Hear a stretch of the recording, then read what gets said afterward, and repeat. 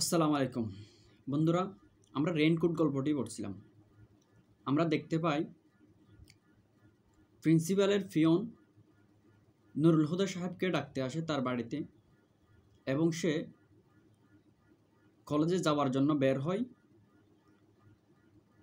প্রতিমধ্যে বাড়ি থেকে বের হয়ে রিক্সা না পেয়ে এসে বাস স্ট্যান্ডের উদ্দেশ্যে হাঁটা শুরু করে। এরপর কী হয় তা হলো আজকের গল্পের মূল বিষয়। চলো আমরা পড়তে শুরু করি। বাস স্ট্যান্ডে পৌঁছে বাসের জন্য তাকে তাকাতে হয় উত্তরেই। উনি হাঁটতে হাঁটতে বাস স্ট্যান্ডে পৌঁছে গেছেন এবং বাস স্ট্যান্ডের জন্য তাকে তাকাতে হয় কোথায়? উত্তরেই। এটা কিন্তু মনে রাখবো, এমসিকিউ হিসেবে প্রশ্ন হতে পারে। কোথায় তাকাতে হয়? উত্তরেই তাকাতে হয়। মিলিটারি লরির লেজটাও দেখা যাচ্ছে না। এখানে লরি বলতে লরি অর্থ হচ্ছে ভেহিকল, অর্থাৎ মিলিটারি বা সেনাবাহিনীরা যে ট্রাকের মতো বড় বড় গাড়িগুলো ব্যবহার করে এগুলো কিন্তু লরি বলা হচ্ছে মিলিটারি লরির লেজটাও দেখা যাচ্ছে না। এটা একটা সাহিত্য জ্ঞাপক বাক্য, অর্থাৎ এখানে কোনো নাম নিশানাও নাই গাড়ির। আবার তার বাসেরও নামগন্ধ নেই। বাস স্ট্যান্ডে জনপ্রাণী বলতে সে একেবারে একলা। রাস্তার পাশে পান বিড়ি সিগারেটের ছোটো দোকানটার জাপ একটুখানি তুলে দোকানদারও তাকিয়ে আছে উত্তরেই। ওদিকে কি কোনো গোলমাল হলো নাকি? দোকানদার ছেলেটা একটু বাসাল টাইপের। তাহলে কে বাসাল টাইপের? দোকানদার ছেলেটা একটু বাসাল টাইপের।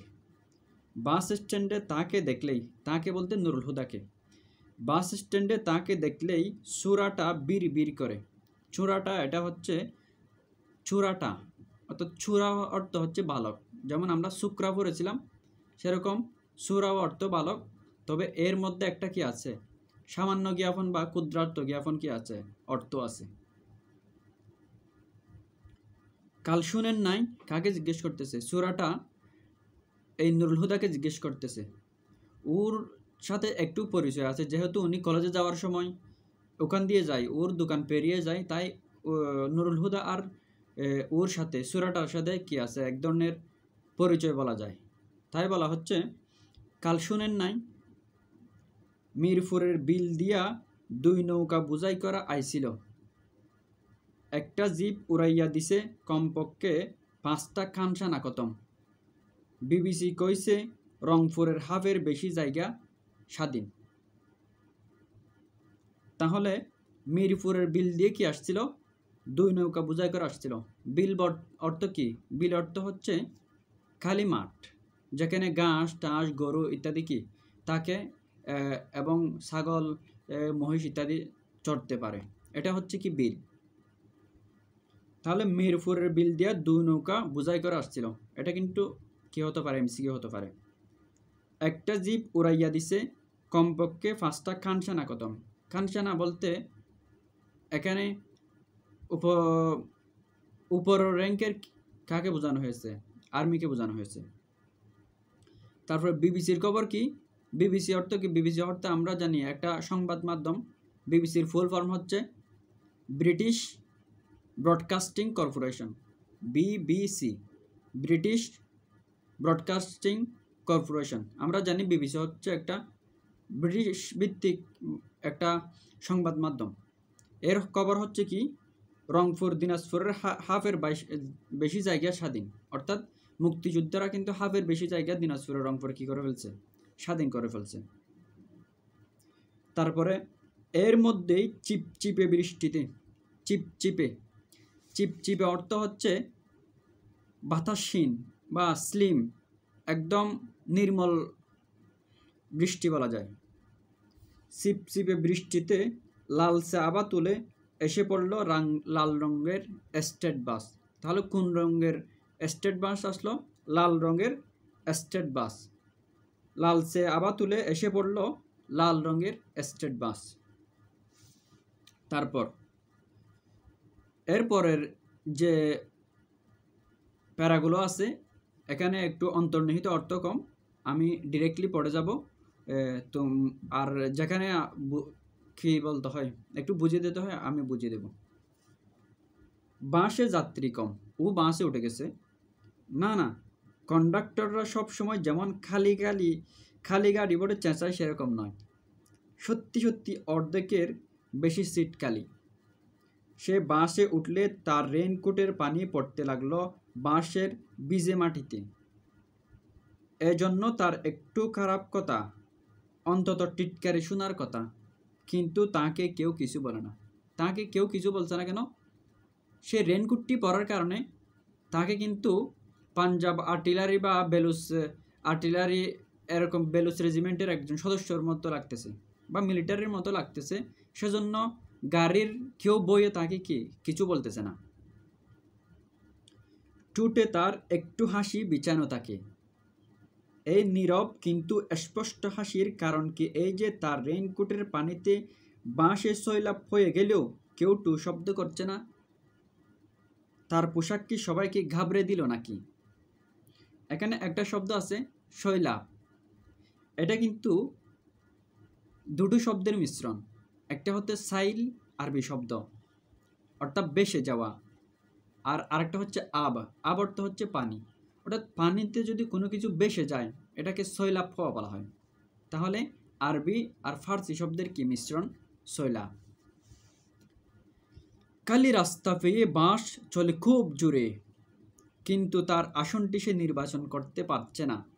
টলতে টলতে একবার এই সিট দেখে পছন্দ না হয় বলে ফের ওই সিটের দিকে যায়। এমন সময় পেছনের দিকে দুজন যাত্রী উঠে পড়ে তাড়াহুড়া করে। রাখু রাখু বলতে বলতে ঝুঁকি নিয়ে তারা নেমে পড়ে চলন্ত বাস থেকে। সে তাদের দিকে তাকায় এবং বুঝতে পারে এরা ফালালো ঠিক তাকে দেখেই। লোক দুটো নিশ্চয় ক্রিমিনাল, একটা চোর আর একটা পকেটমার, একটা চোর আর একটা পকেটমার, কিংবা দুটোই চোর অথবা দুটোই পকেটমার। অর্থাৎ ওরা কি আসলে কি তা কিন্তু নুরুল হুদার নিশ্চিত নয়, তবে এটা নিশ্চিত তাকে আর্মির সদস্য ভেবে বা মিলিটারির সদস্য ভেবে ওরা পলায়ন করতেছে। নাম্বার মুহূর্তে দুটোর মধ্যে সর্দার টাইপেরটা তার দিকে পেছনে ফিরে তাকালো। সে চোখ ভরা ভয়, কেবল ভয়। জুৎসই সিট বেছে নিয়ে এসে দপাস করে বসতেই ফুমে ফস করে আওয়াজ হয় এবং তারা তাইতে গাড় ফিরিয়ে তাকায় সামনের সিটে বসা তিনজন যাত্রী। জুৎসই বলতে হচ্ছে পারফেক্ট, জুৎসই সিট বলতে পারফেক্ট সিট পেয়ে যখন সে বসে দফাস করে যখন বসে, অর্থাৎ মিলিটারিরা যেমন করে বসে ওরকম করে বসলেও তখন কিন্তু গাড় ফিরিয়ে তিনজন যাত্রী তার দিকে কি তাকিয়ে রয়। এদেরও সেই চোর অথবা পকেটমার বলে ঠিক শনাক্ত করে ফেলে। ডাকাতও হতে পারে, কিংবা মিলিটারি কোনো বস্তিতে আগুন লাগিয়ে চলে এলে ওরা ছুটে সেখানে লুটপাট করতে, অথবা মিলিটারি কোথাও লুটপাট করলে এরা গিয়ে উচ্ছিষ্ট কুড়ায়। উচ্ছিষ্ট বলতে খেয়ে দিয়ে যেগুলো বাকি থাকে, অর্থাৎ মিলিটারিরা লুটপাট করার পর যেগুলো বাকি থাকে ওগুলা এরা কুড়ায়।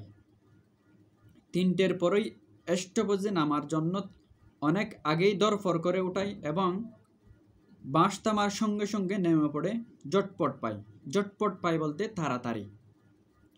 3টে ক্রিমিনালের একটাও তার দিকে আর ফিরেও তাকায় না। তার মানে বেশ ভয় পেয়েছে বলেই তার সঙ্গে চুকাচুকি এড়াতে এদের এত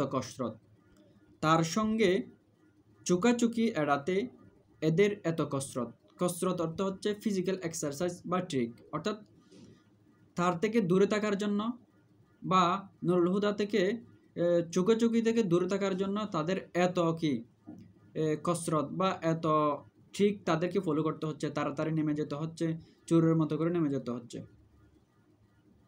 যাক, মিন্টুর রেইনকোটে তার কাজ হচ্ছে। চোর চেচুর পকেটমার সব কেটে পড়ছে অর্থ হচ্ছে পালিয়ে যাচ্ছে। কেটে পড়া অর্থ হচ্ছে পালিয়ে যাওয়া বলতে অর্থাৎ কেউ টের পায় না মতো বা চোরের মতো করে পালিয়ে যাওয়াকে কেটে পড়া বলা হয়। ভালো মানুষেরা তাক, সে বেশ সৎসঙ্গে চলে যাবে একেবারে কলেজ পর্যন্ত। সে কিন্তু কলেজে যাওয়ার জন্যই কিন্তু বের হচ্ছে। আসাদগেট বাস স্টপেজে ঝিরঝির বৃষ্টিতে দাঁড়িয়ে অপেক্ষা করছিল বেশ কয়েকজন মানুষ। তাহলে কোথায় মানুষ অপেক্ষা করছিল? আসাদগেটে। আমরা জানি আমাদের মুক্তিযুদ্ধের পর্বে একটা কিন্তু গণ অভ্যুত্থান হয়েছিল, সেটাকে বলা হয় 69-এর গণ অভ্যুত্থান। এই গণ অভ্যুত্থানে কিন্তু আসাদের ছাত্র রক্তাক্ত হয়, তার নামে কিন্তু আসাদগেট নাম করা হয়, এটা মনে রাখবা।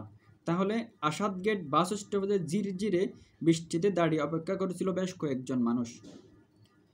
ছাতা হাতে কেউ কেউ নিজ নিজ নিজ ছাতার নিচে এবং কেউ ছাতা ছাড়া অন্যের ছাতার নিচে মাথার অন্তত খানিকটা পেতে দিয়ে বৃষ্টির ছাট থেকে আত্মরক্ষা করতে শরীরগুলোকে আঁকাবাঁকা করছিল।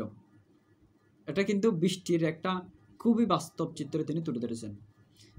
কারো কারো ছাতা থাকে, কারো কারো ছাতা থাকে না, কিন্তু সবাই কিন্তু একটু করে মাথাটা হলেও, পুরো গাটা ভিজে গেলেও মাথাটা একটু করে অন্য ছাতার মধ্যে কি ঢুকিয়ে দেয়। ওই রকম একটা চিত্র কিন্তু এখানে ফুটে তুলেছেন